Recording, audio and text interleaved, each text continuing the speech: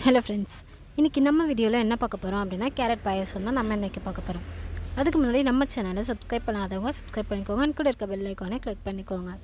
Okay, அதுக்கு என்னெல்லாம் வேணும் அப்படின்னு பார்த்தோன்னா, கொஞ்சோண்டு வறுத்த சேமியா கூட ஜவ்வரிசி, இது ரெண்டுத்தையும் எடுத்து தனியாக வச்சுக்கணும். நம்மளால் முடிஞ்சது அப்படின்னா சேமியாவை லைட்டாக நெய் போட்டு வறுத்துக்கலாம். அந்த நெய் வந்து நான் வீட்டில் பசும்பாலை வச்சு மேக் பண்ண நெய். நான் சும்மா சாம்பிளுக்காக கொஞ்சோண்டு சேமியாவும் கொஞ்சோண்டு ஜவ்வரிசியும் காமிச்சிருக்கேன்.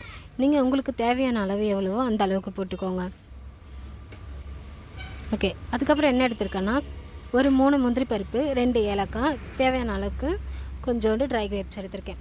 இது எல்லாத்தையுமே ஃபஸ்ட்டு நெய்யில் போட்டு நல்லா வறுத்தெடுத்துக்கணும்.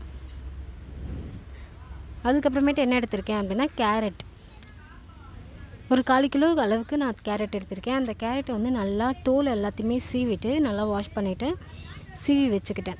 நம்ம இதை வந்து வேக வச்சும் பண்ணலாம், சீவியும் பண்ணலாம். வேக வச்சு பண்ணோம் அப்படின்னா ஒரு 4-5 பீஸாக கட் பண்ணி குக்கரில் போட்டு ஒரு 2 விசில் எடுத்தோம் அப்படின்னா அது நல்லா வெந்துடும். அதுக்கப்புறமேட்டு லைட்டாக அரைச்சோன்னா அது நல்லா ஃபுல்லாக ஆரஞ்சு கலரில் தெரியும். இந்த மாதிரி போட்டோன்னா நம்ம கேரட்டை நல்லா சாப்பிட்லாம், அந்தளவுக்கு இருக்கும். ஓகே, இப்போ கடாயில் என்ன பண்ணலாம் அப்படின்னா, கொஞ்சோண்டு நெய் ஆட் பண்ணி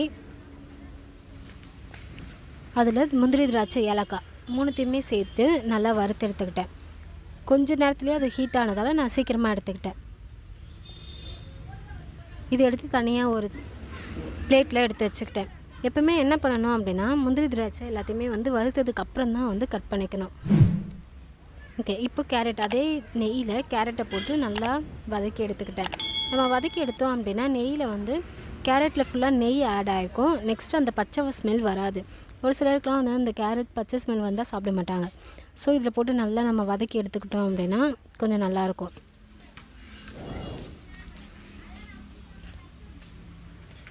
நான் 1/4 கிலோ கேரட் போட்டதால் எனக்கு ஓரளவு கொஞ்சம் அதிகமாக வந்துச்சு. நம்ம கேரட் வந்து திருவும் போது வந்து நமக்கு அதிகமாக தெரியும்.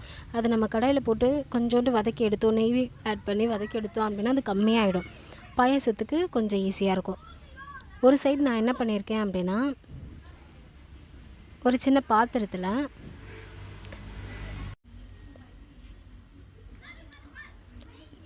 ஜவ்வரிசி, சேமியா இது ரெண்டுத்தையுமே போட்டு நல்லா வேக வச்சுருக்கேன். ஏன்னா வந்து அதுக்கப்புறமேட்டு நம்ம கேரட் போடும்போது கேரட் கொஞ்சம் நேரத்தில் வெந்துடும். ஸோ அதுக்கு முன்னாடி இதை போட்டோம் அப்படின்னா அது வெந்துருன்றதால நான் அப்படி போட்டிருக்கேன். அது கூட என்ன பண்ணேன் அப்படின்னா, அந்த வறுத்து வச்சுருந்ததை எடுத்து அதில் கொட்டிட்டேன். ஏன்னா அப்போ தான் வந்து அதில் வந்து அந்த கேஷ்யூவோட ஸ்மெல்லெல்லாம் வந்து நல்லா வரும். ஸோ அதனால் நான் அப்படி போட்டிருக்கேன். ஓகே, இப்போ அந்த முந்திரி, திராட்சை எல்லாமே வந்து மிக்ஸ் ஆகிடுச்சு.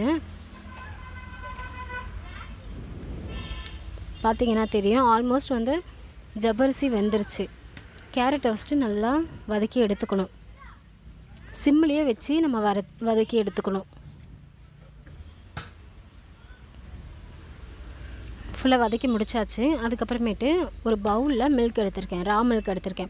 அதை வந்து நான் மார்னிங்கே வந்து நல்லா சுண்டை காசி வச்சுட்டேன். மறுபடியும் இப்போ இது வந்து சும்மா ஹீட் பண்ணுறதுக்காக நான் வச்சுருக்கேன். அந்த பால் எடுத்து நம்ம இந்த கொதிக்கிற தண்ணியில் எடுத்து ஊற்றிடணும். இப்போ பாலோடு சேர்ந்து இந்த ஜவ்வரிசி, சேமியா, முந்திரி பருப்பு எல்லாமே வந்து நல்லா பாயிலாக இருக்கும்.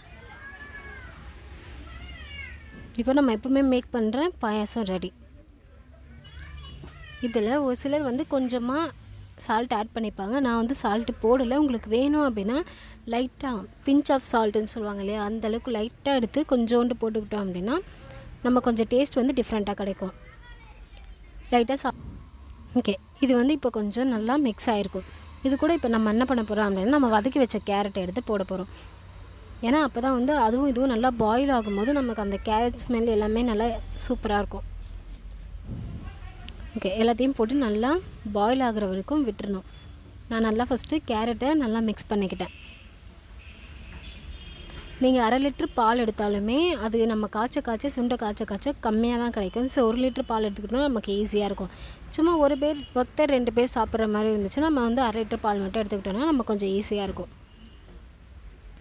இப்போ எல்லாமே மிக்ஸ் ஆகிடுச்சு. கேரட் நல்லா அதில் பாயில் ஆச்சு அப்படின்னா அது வெந்துடும். நம்ம சாப்பிட்றதுக்கும் கொஞ்சம் நல்லாயிருக்கும். ஓகே, இப்போ எல்லா கேரட்டுமே நான் ஆட் பண்ணிவிட்டேன். முந்திரி, திராட்சை எல்லாமே போட்டாச்சு. இப்போ லாஸ்ட்டாக சுகர் மட்டும் ஆட் பண்ணால் போதும். நம்ம வந்து சுகர் வந்து தேவையான அளவுக்கு நம்ம எடுத்துக்கிட்டோனாலே போதும். சுகர் இல்லை அப்படின்னா நம்ம அப்புறமேட்டு கூட போட்டுக்கலாம். போடும்போதே நம்ம அதிகமாக போடக்கூடாது. இது பாயில் ஆக்கிறதுக்கு முன்னாடி சுகர் போட்டோம் அப்படின்னா தான் சுகர் நல்லா கரைஞ்சி ஃபுல்லாக மிக்ஸ் ஆகிருக்கும். ஸோ நான் எனக்கு வந்து எந்த அளவுக்கு சுகர் வேணுமோ நான் அந்த அளவுக்கு எடுத்திருக்கேன். உங்களுக்கு எந்த அளவுக்கு வேணுமோ நீங்கள் அந்த அளவுக்கு எடுத்துக்கோங்க. ஓகே, இப்போ சுகரையும் போட்டு நல்லா மிக்ஸ் பண்ணியாச்சு. இப்போ எல்லாமே ஆல்மோஸ்ட் முடிஞ்சிருச்சு. எசன்ஸ் இருந்துச்சு அப்படின்னாலும் நம்ம வீட்டில் ரோஸ் எசன்ஸ் அந்த மாதிரிலாம் இருக்கும் இல்லையா, அது இருந்தாலும் நம்ம ஊற்றலாம். பட் ஆனால் நான் அதெல்லாம் எதுவுமே ஊற்றலை. நான் நார்மலாக எப்படி பண்ணுவோமோ அதே மாதிரி தான் நான் உங்களுக்கு பண்ணி காட்டுறேன். ஓகே, இந்த வீடியோவில் ஏதாச்சும் டவுட் இருந்துச்சு அப்படின்னா கீழே கமெண்ட் செக்ஷனில் கமெண்ட் பண்ணுங்கள். அதுக்கு முன்னாடி நம்ம சேனலை சப்ஸ்கிரைப் பண்ணாதவங்க சப்ஸ்கிரைப் பண்ணிக்கோங்க. கூட இருக்க பெல் ஐக்கானை கிளிக் பண்ணிக்கோங்க. அப்போ தான் டெய்லி போடுற வீடியோஸ் உங்களுக்கு நோட்டிஃபிகேஷனில் வரும்.